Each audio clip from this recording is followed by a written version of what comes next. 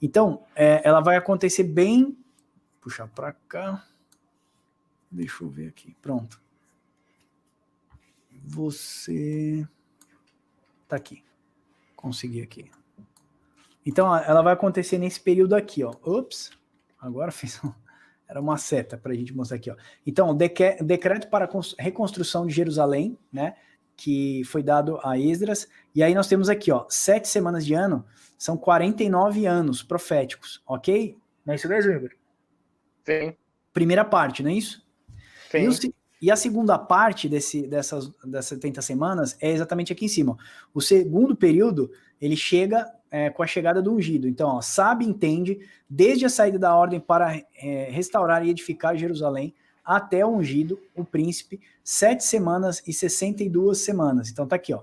São 62 semanas até a vinda de Jesus Cristo, né? Então tá aqui, a primeira vinda de Cristo. A primeira parte ficou aqui, ó, 49 anos. A segunda parte tá aqui, na segunda setinha aqui, ó, que é exatamente até a vinda de Jesus Cristo, ok?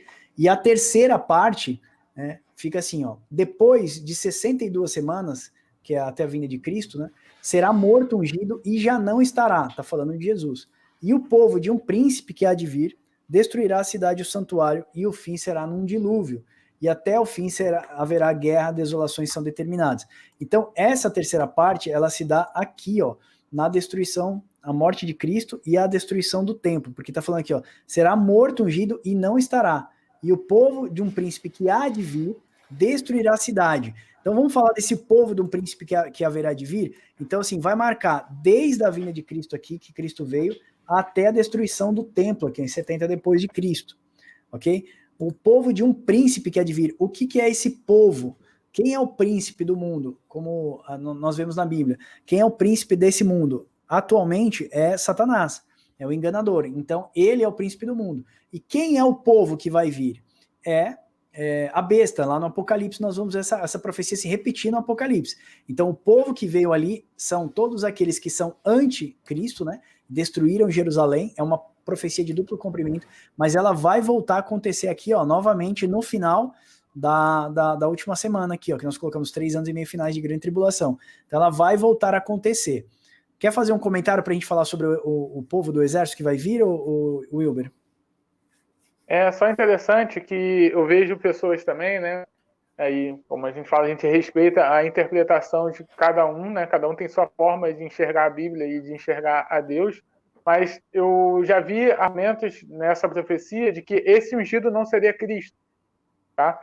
Mas aí vai entrar em contradição com diversos textos, e até, se eu não me engano, Jesus mesmo fala, né? E o Espírito do Senhor está sobre mim, que ele vai citar essa passagem lá de Isaías, acho que é Lucas capítulo 4, que ele vai falar isso, né? Ele vai entrar na sinagoga, abrir o pergaminho e vai falar, né?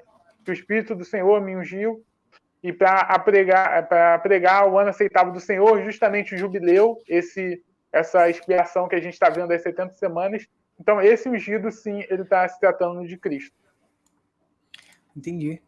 Quer fazer um adicional, ou Jota? Não, concordo que esse ungido ali é Cristo. E tem uma vertente adventista, né, que eles interpretam aqui no 27, né, que ele firmará aliança com muitos por 1 semana, e na metade da semana fará o sacrifício e a oblação. Aí eles interpretam que quem vai fazer aliança com muitos por 1 semana é Cristo. E na metade da semana fará cessar o sacrifício, foi a morte dele. Então aí os adventistas, se não me engano, os preteristas também, eles interpretam assim. E aí eles colocam como que as 70 semanas já tinham se cumprido, né? Uhum. Mas fica bem estranho essa interpretação, não bate. É verdade. O que eu queria compartilhar com vocês aqui, nesse documento do pastor Felipe, eu até peguei aqui para a gente poder ver. Todo mundo fala que a destruição do templo lá em Jerusalém é a primeira vez que acontece, ok? Porque como ela é uma profecia que ela aconteceu e ela ainda vai acontecer, então a gente chama de profecia de duplo cumprimento, né? Ou profecia de repetição. Então ela aconteceu 70 depois de Cristo, ela torna a acontecer novamente, né, como sombra, e ela vem novamente como realidade. As pessoas falam que foi o exército do general Tito, né, que invadiu Jerusalém. Oi? Tito, tá certo. que invadiu Jerusalém, destruiu. Mas o Wilber vai fazer um comentário agora, e eu quero colocar para você as legiões que estavam ali regimentadas no exército romano quando destruíram Jerusalém.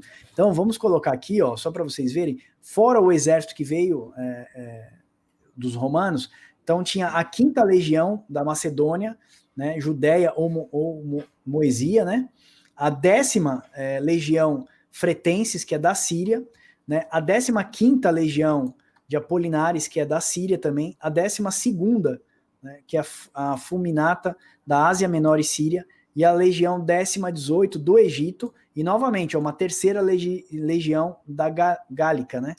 Por que por que nós queremos mostrar isso para vocês? Porque a gente aprendeu, óbvio, no nosso seminário de teologia, que somente foi destruído Jerusalém, por exemplo, 70 depois de Cristo pelo exército romano. Mas não é verdade. Nós sabíamos que era muito caro atravessar o deserto lá com tantas legiões assim, né? Tempo, logística, uma série de outras coisas. E nós podemos pegar isso da fonte aqui, ó, de Tácito, né? Que é Públio Cornélio Tácito, nos seus escritos, e também de Flávio Joséfo. Agora, Hilber, faz aquele comentário pra gente, por que era tão complicado, né? Trazer um exército de tão longe assim para destruir Jerusalém ou para batalhar, como que o pessoal fazia antigamente, né? Não, então, o que acontecia? Roma, né, ele veio com essa cultura expansionista, tá? Roma, ele pegou lá parte da Europa, parte da África, no caso ali Egito, e parte do Oriente Médio, Ásia Menor. Então, o que acontece? Como o Império era muito grande, o Império Romano, tanto é que quando houve a sua crise ali, por conta desse tamanho, essa superlotação, o Império foi dividido, né? E aí nós temos ali Roma e Constantinopla. Aí você tem o Império Romano Oriental e Ocidental, para você ver tão grande como era o Império Romano quando era unificado, ficava muito difícil retirar as tropas, o imperador tirar as tropas de Roma e levar para a Ásia. Dava uma mão de obra muito grande, você tinha que gastar seus recursos de navio, então você interrompia seu comércio, ou você fazia menos comércio, você deixava as suas fronteiras na Itália sem proteção, e tem que lembrar que havia povos ali, povos bárbaros, tanto é que em 476 o Império cai com a invasão dos bárbaros, né? Então você tinha toda essa logística de transporte, você tinha que observar isso. Então, como Roma tinha esse império gigantesco, ele usava o helenismo como os gregos, né? Eles adotaram isso dos gregos, o que ele fazia? Ele dominava um território, e aquele território, aquela cidade passava a ser uma cidade romana. Então, o que ele fazia? Em vez de ele tirar os exércitos lá de Roma, da Itália, e ter que transportar para a Ásia, passar pelo mar Mediterrâneo e por aí vai, eles já chamavam aquela região que ele já tinha dominado. Por isso que ele deixava sempre ali tetrarcas, né? Você vai ver que em Jerusalém tinha tetrarcas, ou seja, um cara que comandava aquele território, mas ele era submisso ao imperador romano. Então, ele usava desses tetrarcas, né, para reunir o exército mais próximo, o local mais próximo, e aí sim invadir. Então, quando chega nessa invasão dos anos 70, a minoria dali era romano de fato.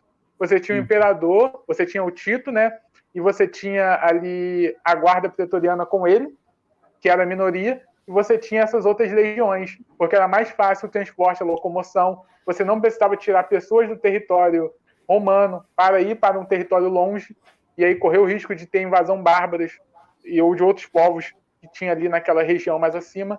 Então tudo isso foi planejado. Então a maioria dos invasores que destruíram o templo foram da descendência ismaelita, né?